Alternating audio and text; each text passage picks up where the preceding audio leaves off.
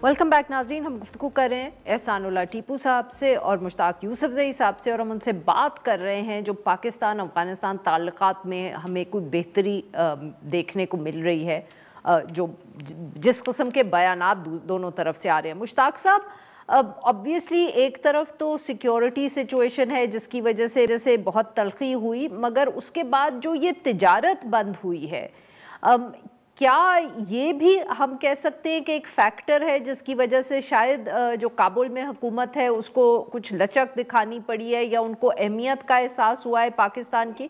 क्योंकि तजारत तो पाकिस्तान में भी उसका बहुत बुरा असर पड़ ही रहा है, अफगानिस्तान में भी पड़ रहा होगा। मेरे ख्याल में एक वजह तो हो सकती है, लेकिन जो तकलीफ उनको उठानी थी मेरे ख्याल में उठा चुके हैं, और जो उनके फ्रूट्स थे और ड्राई फ्रूट्स थे, बहुत सारी चीज़ें जो है वो अमूमन इस मौसम में पाकिस्तान वो एक्सपोर्ट करते हैं। तो वो हमेशा गिला कर रहे हैं कि जब भी अफगानिस्तान में फ्रूट और सब्जी का वक्त आता है तो ये बार्डर बंद हो जाता है। तो मेरे ख्याल में दोनों तरफ जो है महसूस हुआ है इसका नुकसान और उसका इम्पैक्ट। पाकिस्तान में भी ज्यादा है, लोग बहुत शिकायत कर रहे हैं, अफगानिस्तान में है, लेकिन मैं नहीं ख्याल कि ये सिर्फ वजह हो सकती है।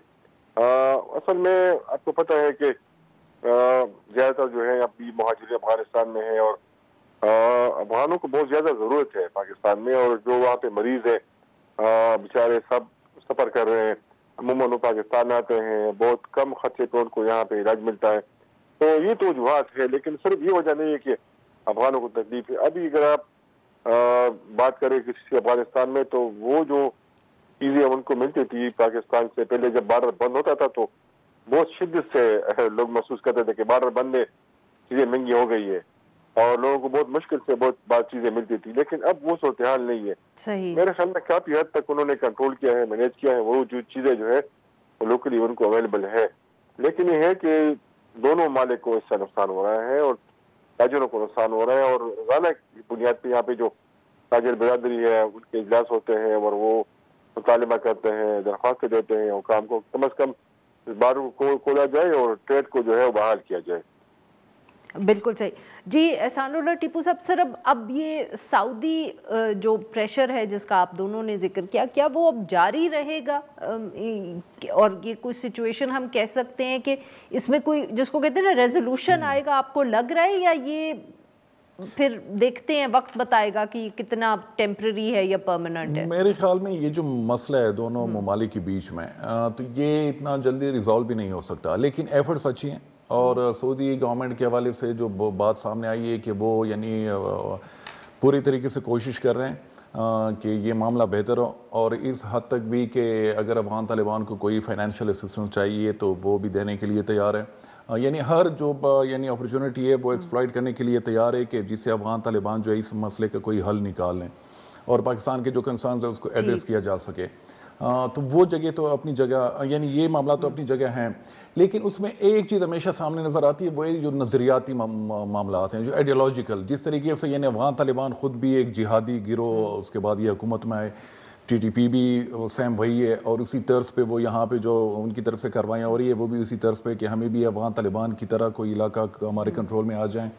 और हिस्टोरिकल भी अगर देख लें तो अफगान तालिबान ने इन मामला पे कंप्रोमाइज़ ऐसा सच नहीं किया। उसामा बिन लादेन का जब मसला था तो कितने रिक्वेस्ट उन्होंने रिफ्यूज़ किया, मुल्ला उमर ने। तो अभी भी ये मामला जो है अपनी जगह हैं, लेकिन उसमें ये कि पॉजिटिव चीज़ें भी हैं।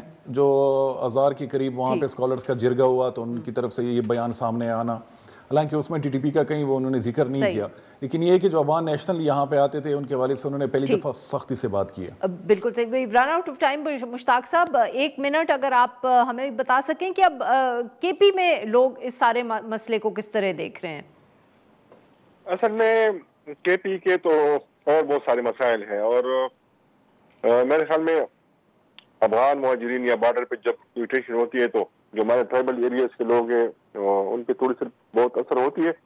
लेकिन आपको पता है कि जो हमारी सरहद है अफगानिस्तान के साथ, और ये जो तोरखम का इलाका है और जमरोद, तो ये सारा बॉर्डर जो है यहाँ पे जब गाड़ी चलती है तो बहुत सारी लोगों का रोजगार इससे वाबस्ता होता है। होटल्स होते हैं, ड्राइवर्स, ट्रांसपोर्टर, बहुत सारे लोग। तो इससे ज्यादा इम्पैक्ट जो है उस इलाके में पड़ा है, स्पेशली हमारे जो ट्राइबल डिस्ट्रिक्ट है, और फिर जब ये पराचीनार के रास्ते जाती है, खरलाची बॉर्डर है, वहाँ पे बहुत सारे लोग जो है काफी असर हुआ है।